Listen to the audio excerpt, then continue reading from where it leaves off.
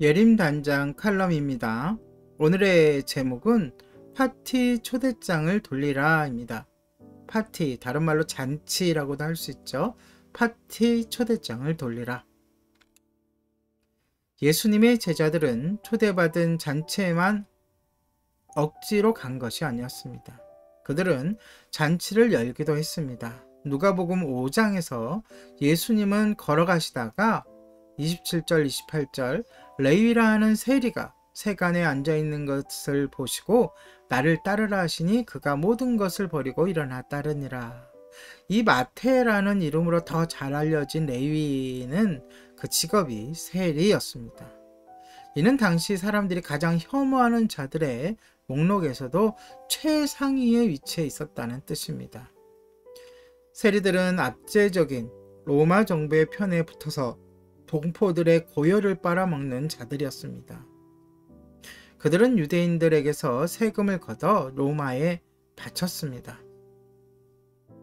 그런데 더 나아가 그들은 마피아처럼 정해진 세금 외에 추가적인 돈을 뜯어내 자기의 주머니, 자기의 배를 불렸습니다.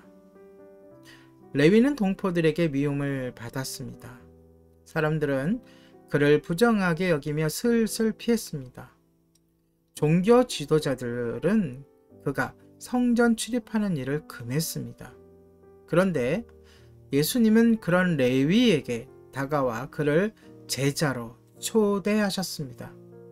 이에 레위는 모든 것을 내려놓고 예수님을 따라갔습니다. 당신이, 여러분이 레위라면 이어서 어떤 행동을 하겠습니까? 누가복음 5장 29절 레위가 예수님을 위하여 자기 집에서 큰 잔치를 하니 세리와 다른 사람이 많이 함께 앉아 있는지라.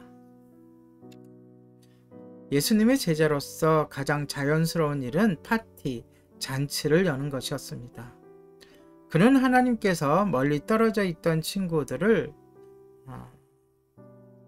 하나님에게서 멀리 떨어져 있던 친구들을 초대하고 예수님을 모셔왔습니다. 그 잔치는 그의 친구들이 예수님의 진면목을 볼 수 있는 완벽한 기회였습니다.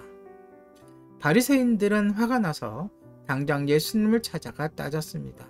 물론 제자들에게 따진 것이죠. 30절 바리새인과 그들의 서기관들이 그 제자들을 비방하여 이르되 너희가 어찌하여 세리와 죄인과 함께 먹고 마시느냐. 그들은 예수님의 파티, 즉 그런 부류와 어울리는 잔치에 참석하신 이유를 이해하지 못했습니다. 예수님은 그들의 비난에 이렇게 답변하셨습니다. 유명한 답변이시죠. 31절, 32절 건강한 자에게는 의사가 쓸데없고 병든 자에게라야 쓸데있나니 내가 의인을 부르러 온 것이 아니요 죄인을 불러 회개시키러 왔노라. 이는 다른 말로 이런 의미입니다. 아직도 모르겠느냐? 바로 이것이 내가 온 이유다. 이것이 내 제자들이 잔치를 연 이유다. 그래서 초대자 명단에, 초대장에 하나님에게서 멀리 떨어져 있는 자들이 가득한 것이다. 다른 말로 표현하자면 기본적으로 이렇게 말씀하신 것입니다. 당연히 파티를 열어야지. 당연히 죄인들을 불러야지. 도대체 뭘 예상했느냐?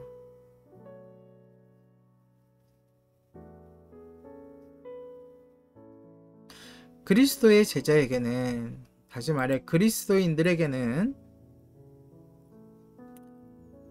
파티를 여는 것이, 이렇게 잔치를 벌이는 것이, 그리고 사람들을 초대하는 것이, 더욱이 믿지 않는 사람들, 죄인들, 연약한 자들을 초대하는 것이 가장 자유로운 일 가운데 하나입니다. 그리고 그것이 그리스도의 제자들이 할 수 있는 가장 영적인 일 가운데 하나이기도 합니다. 자, 그러니 파티를 여시기 바랍니다. 작은 파티, 나의 가정에서 누군가를 초대하여 같이 식사를 하는 것, 큰 파티, 교회에서 잔치를 열어서 어르신들을 대접하고 또 외부 믿지 않는 자들을 초대해서 파티하는 것도 좋을 것입니다. 그 파티의 성격은 분명해야 됩니다. 어떤 종류의 파티일까요? 목적이 있는 파티, 사람들에게 예수님을 보여주는 파티, 한 번에 한 사람에게 기쁨을 더해주는 파티여야 합니다. 파티 초대장을 돌리라. 오늘의 예림단장 칼럼이었습니다.